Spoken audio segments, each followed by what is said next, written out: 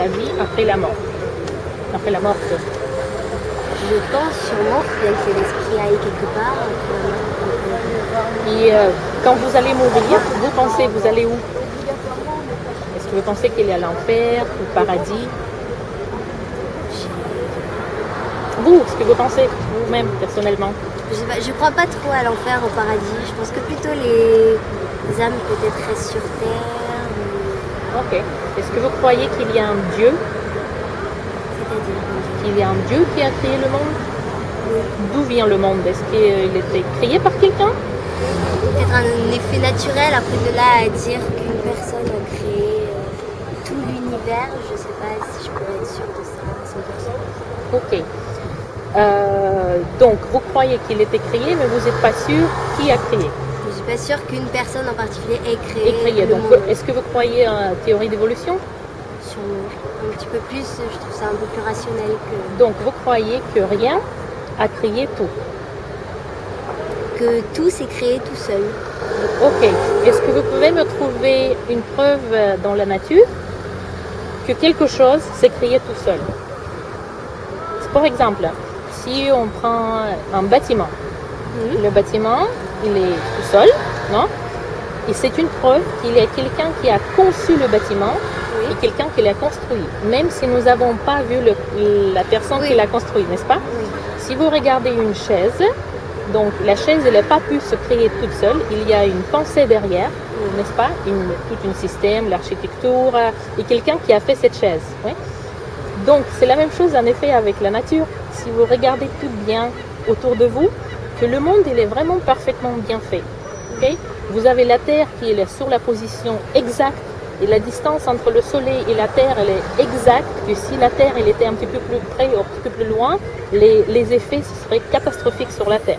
Puis vous avez le corps humain, vous avez la nature et tout dans le corps humain et dans la nature fonctionne avec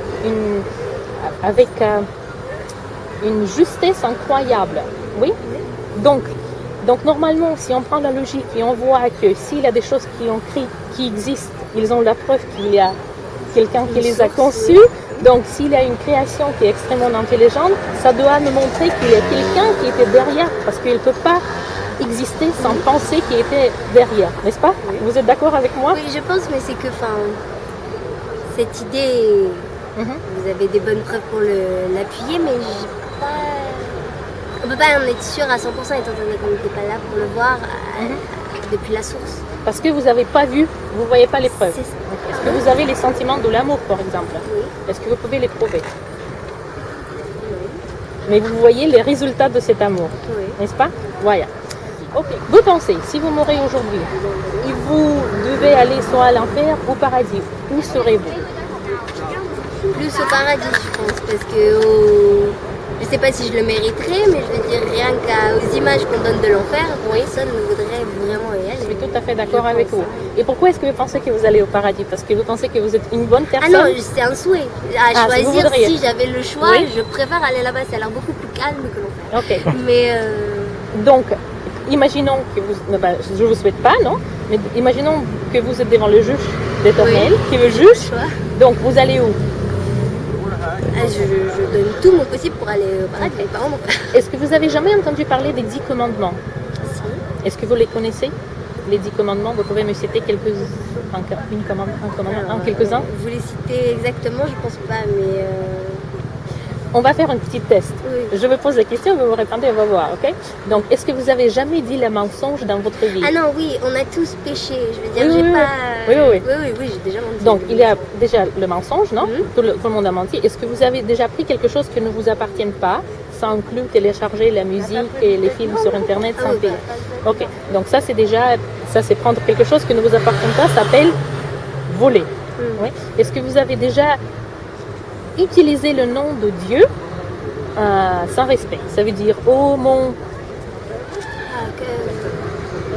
Pas tout le temps. Ok. Très peu. Donc si le standard est les 10 commandements, et Dieu vous juge aujourd'hui par rapport à ces 10 commandements, est-ce qu'il vous trouve coupable ou innocent? Je pense que tout être ici sur Terre est coupable. Absolument. Donc vous êtes coupable. Tout comme moi, je suis coupable. Donc normalement, par rapport à ce standard universel, vous allez à l'enfer ou au paradis? Ah oui, à l'enfer. Si on Avec le prend sang. là. Ouais, félicitations, vous êtes très honnête. Donc, mais est-ce que vous avez jamais entendu parler de la bonne nouvelle? Vous connaissez c'est quoi la bonne nouvelle? L'évangile?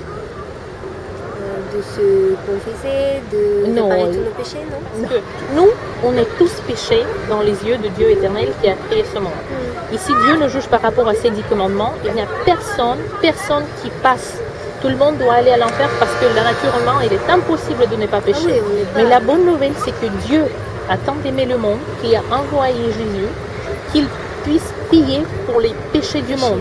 Ce qui se passe, tout le monde dit ah, Jésus a payé les péchés du monde, Jésus a payé du monde. Mais comment ça se passe pratiquement dans la vie d'une personne?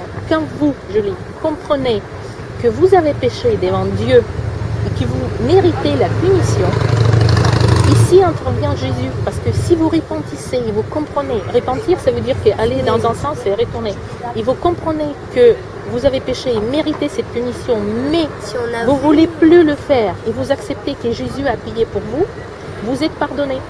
La Bible dit que Dieu vous donne un nouveau cœur, ça s'appelle la naissance de nouveau, et il vous donne la vie éternelle gratuitement. Il n'y a pas des actions à faire, des prières prier dans les édifices religieux, il n'y a pas des bougies à mettre. C'est une chose qui se passe dans votre cœur, entre vous et Dieu. Ce qui se passe, ce qu'il faut, c'est la vraie repentance et la foi que Jésus a payée pour vous. Voilà, qu'est-ce que vous pensez de ça? Est-ce que il y a du sens dans ça si nous on est péché? Oui? Tel que vous l'expliquez, oui. Ok. Donc je vous invite, Julie, de réfléchir sur ce sujet. Et je vous remercie beaucoup pour avoir parlé avec moi. Le petit.